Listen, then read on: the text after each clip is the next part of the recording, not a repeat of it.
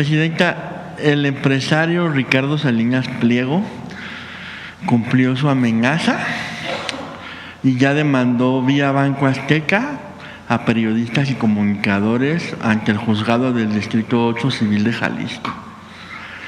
Entre los demandados se encuentran el director del periódico Regeneración y jefe de información de Polemón, Jorge Gómez Naredo, el economista Víctor Aramburu, el periodista Vicente Serrano, la periodista Sandra Aguilera, el periodista Hans Salazar, que está aquí, el economista y youtuber Ignacio Rodríguez el Chapucero. Muchas gracias, presidenta. Buenos días, Claudia Guerrero del periódico Reforma. Quisiera pedirle su opinión.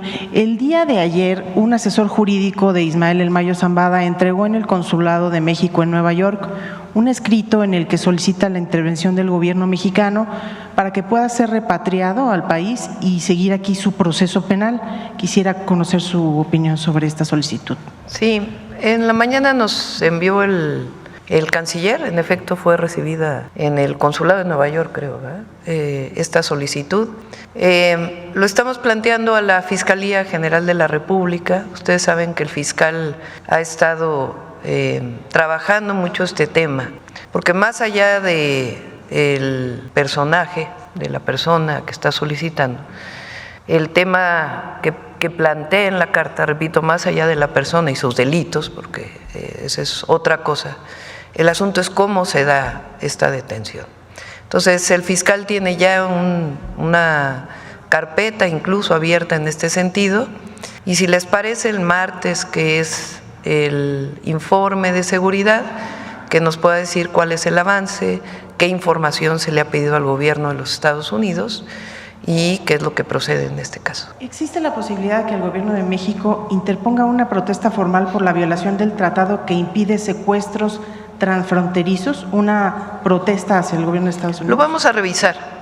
Repito, más allá de esta persona y los delitos que haya cometido, el asunto es el derecho de un ciudadano mexicano frente a ser juzgado allá sin haber seguido todo el procedimiento. Supongamos que haya sido otra persona, pero imaginemos otra persona, porque este personaje pues tiene sus delitos y lo que haya cometido en México tiene sus propias órdenes de aprehensión en México. Pongamos otra persona, un ciudadano cualquiera que es perseguido en Estados Unidos y que se lleva a Estados Unidos sin ninguna participación del gobierno de México. Imaginemos, porque luego supongamos un ciudadano de renombre, cualquiera que esté sea, pero que Estados Unidos dice que tiene un delito, lo lleva allá y se juzga con pena de muerte. Entonces sí hay un tema en la carta que está enviando que tiene que ver con la soberanía y el juicio. Repito, nadie está defendiendo al personaje sino el hecho. Entonces, la Fiscalía ha trabajado mucho este tema y lo vamos a revisar con el fiscal, y el martes, si les parece, que viene a la reunión de seguridad, a la mañanera de seguridad, aparte de la reunión, que pueda informarnos. Presidenta, jurídicamente el gobierno de México puede solicitar al de Estados Unidos, por ejemplo, que no se le aplique la pena de muerte a este personaje. Si quieren, el martes que lo podamos revisar bien con la consejera jurídica, con los abogados y con el propio fiscal, quien tiene este caso, para que nos informe. Y solicitarle, presidenta, sobre este mismo caso una reflexión más bien ya de carácter político, si se puede decir. El acusado señala que este caso podría provocar un colapso en la relación bilateral México-Estados Unidos, si usted coincide en esta percepción. Ese es otro tema y no lo creo. El tema aquí es el cumplimiento de la ley y de la Constitución de la República. Entonces, ahí es donde interviene de manera muy importante la Fiscalía. Entonces, vamos si quieren el martes, a que sea el fiscal quien responda esto y la reflexión que tenemos que hacer las y los mexicanos sobre un tema tan delicado como este, repito, más allá del personaje. Presidenta, en otro tema quisiera preguntarle, el día de ayer envió usted al Senado la iniciativa de reforma constitucional del artículo 19 y 40 para fortalecer la legislación en materia de soberanía.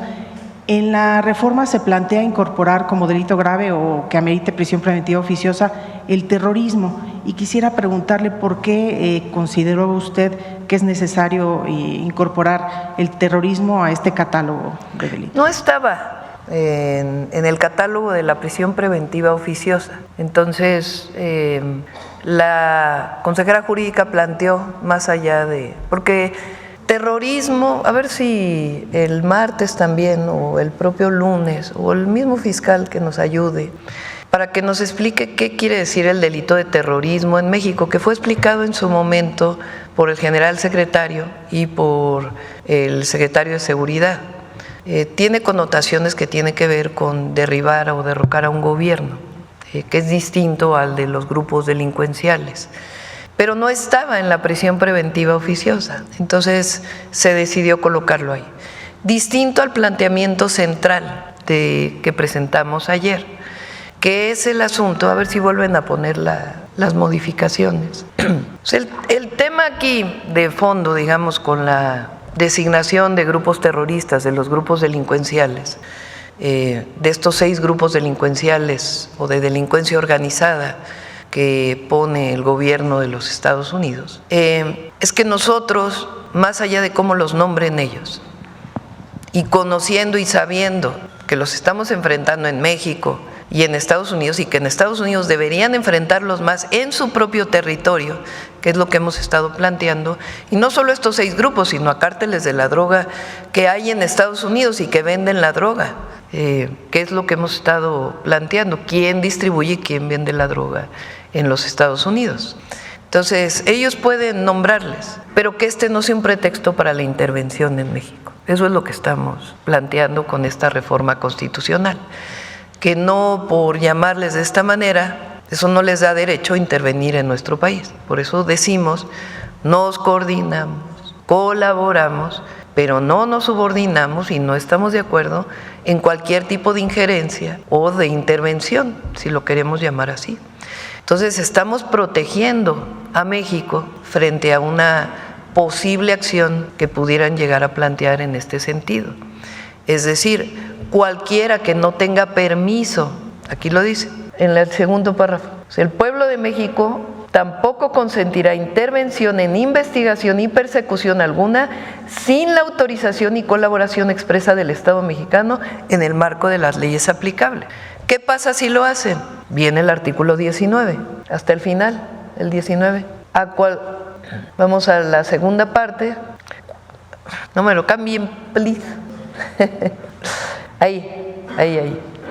Dice, cualquier extranjero que realice actividades al margen de la ley vinculadas con los párrafos 2 y 3 del artículo 40 de esta Constitución, se le impondrá la pena más severa posible, así como la medida cautelar de prisión preventiva oficiosa. Cualquier extranjero que realice una actividad que no esté en el marco de la colaboración, de la coordinación y de la Ley de Seguridad Nacional, si es detenido, se le impondrá la pena más severa posible. Esa es la reforma que estamos enviando, o que envié el día de ayer al Congreso, en la Constitución, más allá de la Ley de Seguridad Nacional. Pero entonces la incorporación del delito de terrorismo en el catálogo no está relacionada con este tema, o no tiene, digamos, dedicatoria a los cárteles. No tiene dedicatoria a los cárteles, porque es otra cosa. Eso no quiere decir que no estemos persiguiendo el delito en nuestro país, como debe hacerse en el marco de la ley. Gracias, Presidenta. Y finalmente quisiera preguntarle, antier y ayer se dieron algunas acciones de las autoridades federales en el estado de Sinaloa y detenciones importantes. Y ayer se mencionó una versión que quisiera saber si es real, si el gobierno la tiene confirmada, sobre que habrían estado a punto de capturar a Iván Archibaldo, uno de los hijos de Joaquín Guzmán, pero que habría escapado por un túnel y que tal vez se encontraría lesionado. ¿Qué información oficial tienen sobre estas pesquisas? Sí, sobre estos temas siempre es mejor que informe el Gabinete de Seguridad. Entonces, si gustan, el martes pueden informarlo con todo detalle. Pero no le reportaron si estuvieron a punto de capturarlo. No. No, gracias, presidente. Gracias, Presidenta. Buenos días. Elizabeth Robles, de Canal del Congreso. Un gusto saludarle. Preguntar sobre los temas de la conferencia, primero, en este marco del Día Internacional de las Lenguas Maternas, sobre los avances que se tiene ya con las cámaras del Congreso en esta Ley General de Pueblos Indígenas, ya que esta semana pues anunciaron 70 nuevos foros y uno de los temas precisamente es esto, el fortalecimiento de las lenguas maternas. ¿Quiere alguien comentar sobre este tema?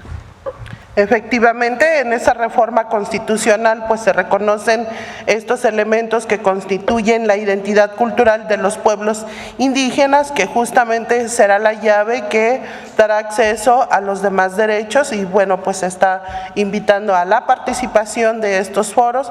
Además se está haciendo un trabajo de las instituciones también para justamente generar las acciones que sean pertinentes, pues justamente para la accesibilidad de los derechos de los pueblos indígenas. Una segunda pregunta, Presidenta, regresando a esta propuesta enviada ayer de reforma constitucional, si usted ve posibles riesgos en cuanto a la imagen de México en el exterior, no solo con Estados Unidos, sino con sus demás socios comerciales en cuanto a esta propuesta de reforma al 40 constitucional, y sobre estos discursos de la oposición, de legisladores de oposición, sobre un golpe de Estado o posible uso faccioso por el incremento de sanciones severas en el catálogo de... La oposición siempre va a no sé ni cómo nombrar. Hay mucha hipocresía en el conservadurismo, la verdad.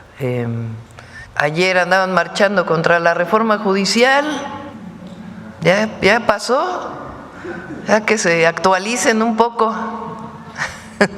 Presidente, la verdad, no va a dañar la imagen de México. México es un país con una fuerza enorme y una autoridad moral muy importante en todos los países del mundo. Como lo mencioné ayer, fíjense, ayer mismo anunciamos inversiones muy importantes. El turismo también en enero fue muy importante. Entonces no va a dañar el trabajo que hacemos permanente en la promoción y en la defensa de nuestro pensamiento, y nuestra acción es mucho más fuerte que cualquiera de estas designaciones. Y finalmente, Presidenta, un comentario sobre esta Ley General de Transparencia que ya recibió también el Senado de la República, Presidenta. La presentó aquí Raquel Buenrostro, la Ley de Transparencia.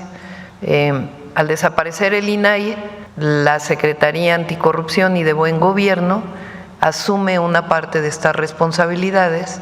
Digo una parte porque es para el gobierno federal, y otras las asumen otras instituciones estatales, y se fortalece la obligatoriedad de la transparencia, de la publicación de datos, de información relacionada con licitaciones. Entonces se fortalece la transparencia, la rendición de cuentas, y queda muy claro quiénes son las instituciones que están encargadas de su obligatoriedad, disminuyendo el presupuesto de una manera muy importante de lo que tenía en su momento el INAI. Gracias, Presidenta. Vamos a ver por acá, en la esquina. Bueno, buenos días, Presidenta. Cristian Galarza, para Cultura Colectiva, Ecosfera y El Fildeo, de Grupo La Tribu. Presidenta, mi primera pregunta es sobre el Papa Francisco.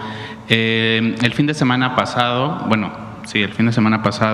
hizo un nombramiento de la monja franciscana Rafaela Petrini como nueva gobernadora del Vaticano, precisamente. Y bueno, las fuentes vaticanas señalan que este nombramiento y el nombramiento de otras mujeres al interior de la institución de la Iglesia Católica pues tienen que ver un poco con el impulso de la inclusión de las mujeres y de la igualdad para las mujeres en esta institución. Nos gustaría mucho saber su opinión desde su perspectiva, ¿no? Pues qué bueno que también en esa esfera haya participación de las mujeres. Tuve, pues la verdad, el privilegio de estar con el Papa Francisco en una reunión, digamos, no como parte de un tema religioso, aunque él mismo pues evidentemente representa a la Iglesia Católica, y tuve oportunidad de hablar de este tema, de la importancia, porque todavía no era candidata formal, y pues le planteé que por primera vez México podía tener una mujer presidenta. Y él me dijo que era muy importante la participación de las mujeres. Y en ese sentido, pues yo considero al Papa Francisco un humanista y en muchos sentidos muy progresista. Y esta parte de incorporar a mujeres dentro de la Iglesia, pues creo que es un paso muy importante. Gracias, Presidenta. En otro tema, bueno, algunas políticas que ha impulsado el presidente Donald Trump, digamos que han exacerbado un poco los ataques o la discriminación hacia las personas de las comunidades de la diversidad sexual y de género. Más allá de criticar, digamos, las decisiones que él esté tomando en Estados Unidos, en México, de repente, esto ha servido para que ciertos sectores, los más conservadores de México, pues se envalentonen y empiecen a hacer ciertas acciones y la difusión de ciertos mensajes contra las poblaciones de la diversidad sexual, ¿no? Entonces, digamos que mi pregunta sería en dos sentidos. Primero, si tiene algún mensaje para las comunidades de la diversidad mexicanas, que a lo mejor tienen cierto temor con todo este nuevo nivel de mensajes de los sectores más conservadores, y por el otro sentido, a lo mejor cuál sería el mensaje para los sectores más conservadores, ¿no? Pues no sé si quisiera llamar pues como a la calma, ¿no? O algo así. Pues no a la discriminación de ningún tipo. Eso está normado en México. No solamente es justicia, sino que es parte de la Constitución y de las leyes. El que no haya discriminación de ningún tipo y el respeto y el reconocimiento siempre de cualquier persona. Entonces, en México es otra cosa. Ok, y finalmente, pues me gustaría saber que nos que abundar un poco en el tema de los jóvenes. Hemos visto, pues gracias a las redes sociales, se han hecho virales algunos casos muy virales, ¿no? De jóvenes que están sufriendo ciertos también ataques. Vimos el caso de la joven Fátima, que de hecho ya usted lo abordó esta semana, pero a lo mejor ¿cuál sería el mensaje, además de las políticas que usted está impulsando hacia los jóvenes, pues para impulsarlos? ¿Cuál sería el mensaje a la sociedad como para que atendamos este llamado de auxilio, a lo mejor que significan todos estos incidentes que están viviendo los jóvenes, ¿no? Y que hemos visto pues a través de las redes sociales? Hoy, además que es el Día de la Lengua Materna, yo creo que nuestra visión como parte del proyecto de nación que representamos, y es el mensaje a todas y a todos, es justicia, respeto, no discriminación, reconocimiento, inclusión, aunque la inclusión es distinto, ¿no? Hay quien habla de tolerancia, es mejor inclusión, pues no es tolerar a quien es distinto, no, es inclusión, todos somos iguales. Entonces, esto es parte de la nueva escuela mexicana, es parte del humanismo mexicano, que se sustenta en el reconocimiento y además de nuestra historia y de los pueblos originarios, porque ahí es donde hay más discriminación, lo he dicho aquí en otras ocasiones. En una encuesta que hicimos en la Ciudad de México, cuando se preguntó por parte del COPRE de la ciudad, ¿a quién se discrimina? Bueno, con las metodologías de las encuestas, en primer lugar fue por color de la piel, en segundo lugar por ser indígena y en tercer lugar por ser mujer. Entonces, la mujer indígena pues es quien es más discriminada en nuestro país y esto tiene que acabarse.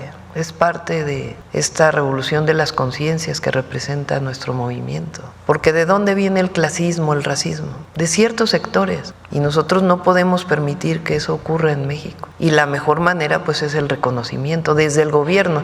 ¿Por qué el primer año de gobierno lo decidimos dedicar a la mujer indígena? Justamente por eso. Porque a diferencia de quien discrimina, nosotros la reconocemos como esencia y fortaleza de la nación. Y en la medida en que eso se hace, en esa medida también va hacia las escuelas y hacia otros sectores. Entonces, si la nueva escuela mexicana se funda en ese humanismo, y hay que seguir trabajando todos los días para que no haya ningún tipo de discriminación. Gracias, Presidenta. Buenos días, Presidenta, y todos los asistentes. Jorge Díaz, del programa Televisión Lánzate, Canal 73, Baja California, Ensenada. Quiero yo preguntarle lo siguiente con relación al tema de la relocalización respecto a lo declarado por el presidente de los Estados Unidos, Donald Trump, en este sentido de los aranceles. ¿Cómo va este tema? ¿Si se fortalecerá o está en pausa? Sería mi primera pregunta.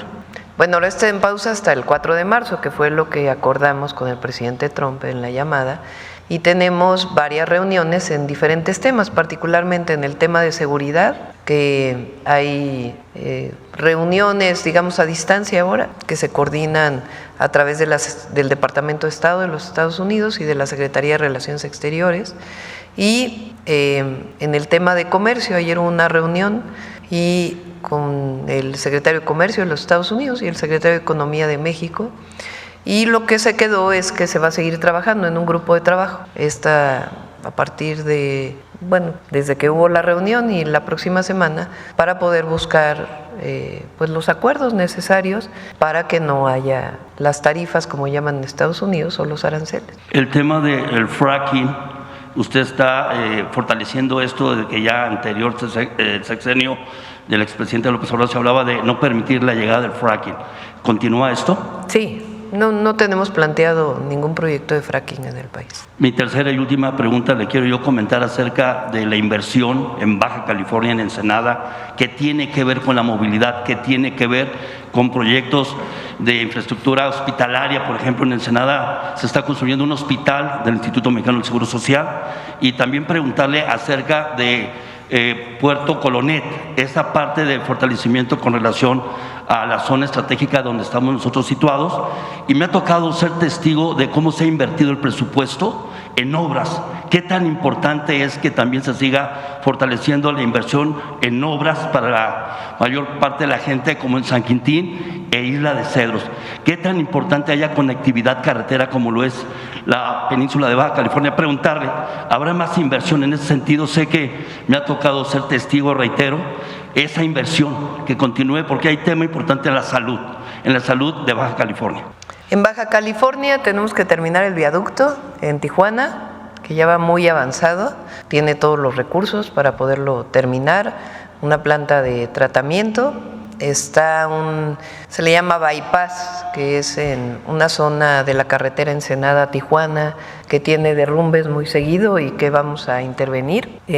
Ahí está la planta desaladora para dar agua a Rosarito y a Tijuana, que se está trabajando por parte de la Conagua y del gobierno del estado. Y hay proyectos privados también que se están valorando. Un proyecto privado es justamente el de Punta Colonet, que tendría que tener sus carreteras o su ferrocarril para poder impulsar ese puerto para sea incorporación de mercancías a México o a Estados Unidos. Es un proyecto que se está valorando, que se está evaluando, lo está promoviendo también la gobernadora Marina del Pilar, y lo estamos estudiando. En el tema de salud, seguir invirtiendo en infraestructura. Sí, está el hospital del IMSS, que va muy avanzado, y estamos trabajando en el IMSS Bienestar, que ahí ha sido muy insistente, como es Marina siempre, es una muy buena gobernadora, en que se fortalezca el IMSS Bienestar con el sistema de salud principal de Baja California. Por último, estará en Ensenada en la inauguración de este IMSS que duró más de 60 años en que se llevara a cabo. Sí, vamos a ir. A ver si te dice eso, ¿qué fecha o en la presentación? A ver si me recuerdan la fecha de inauguración del hospital del IMSS en Ensenada. Allá tengo a mi hermano, allá vive mi hermano, desde hace muchos años. ¿Y qué tal el ceviche, no? Investigador del CICESE, sí. El ceviche, ¿qué tal? Gracias, sería todo. Allá tengo a mi hermano, allá vive mi hermano. Acá. Hola, Presidenta, buenos días. Soy César Huerta de la revista Polemón. Bueno, así como hacen todos, aprovecho para saludar a mi hermano desde la mañana. Adelante. Muchos saludos también para él. Presidenta, el empresario Ricardo Salinas Pliego cumplió su amenaza y ya demandó vía Banco Azteca a periodistas y comunicadores ante el juzgado del Distrito 8 Civil de Jalisco. Entre los demandados se encuentran el director del periódico Regeneración y jefe de información de Polemón, Jorge Gómez Naredo, el economista Víctor Aramburu, el periodista Vicente Serrano, la periodista Sandra Aguilera, el periodista Hans Salazar, que está aquí, el economista y youtuber Ignacio Rodríguez el Chapucero y un usuario de redes que se llama Miguel Ángel Pelayo.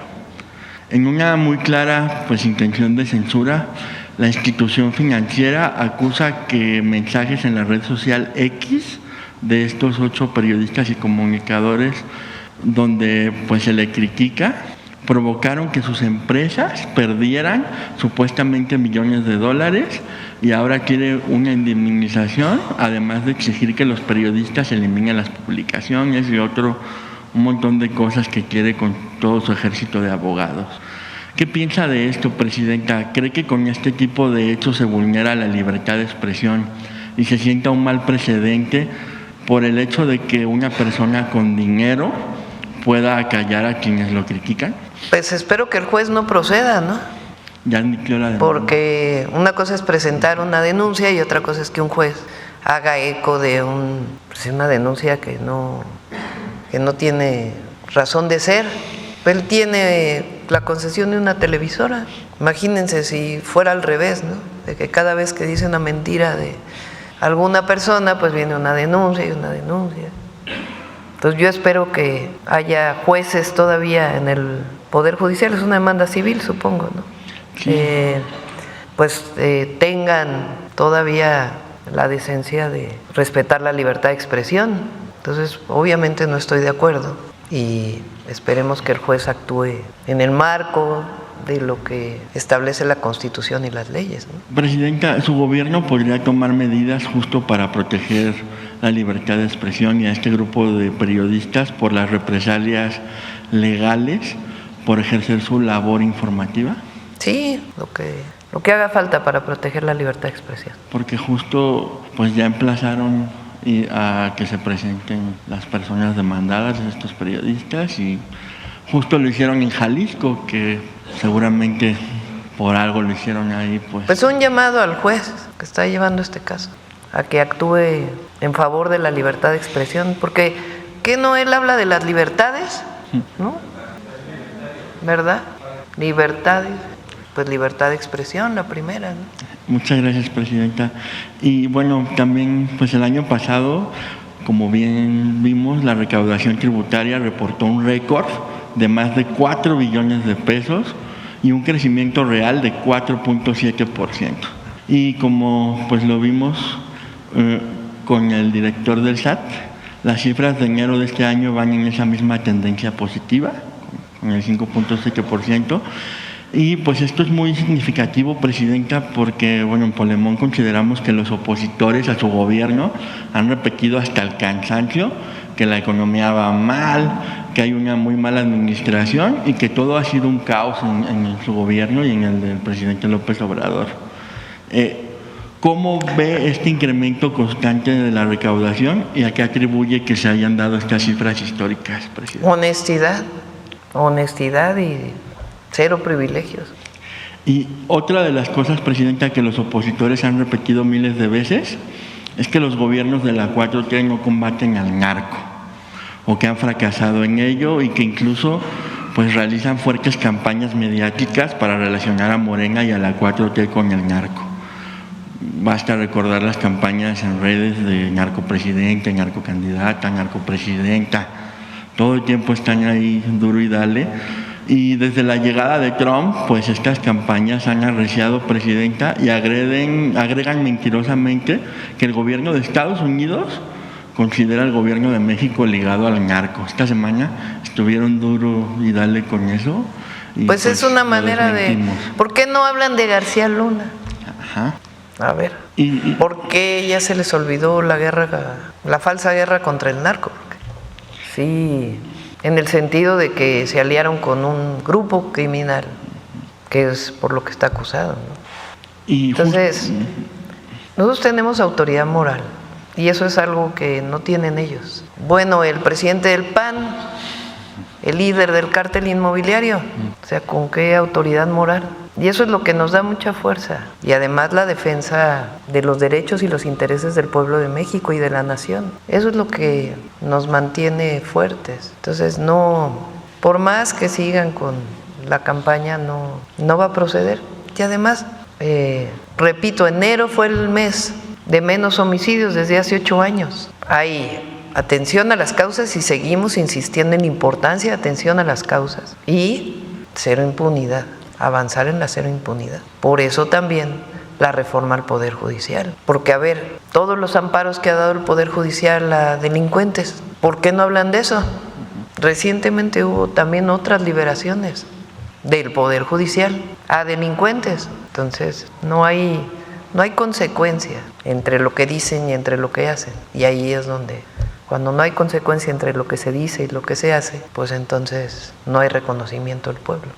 Y ya para rematar, Presidenta, seguro esto no les va a gustar a los opositores, pero ayer la Embajada de Estados Unidos en México felicitó a su gobierno por los golpes contra el crimen organizado.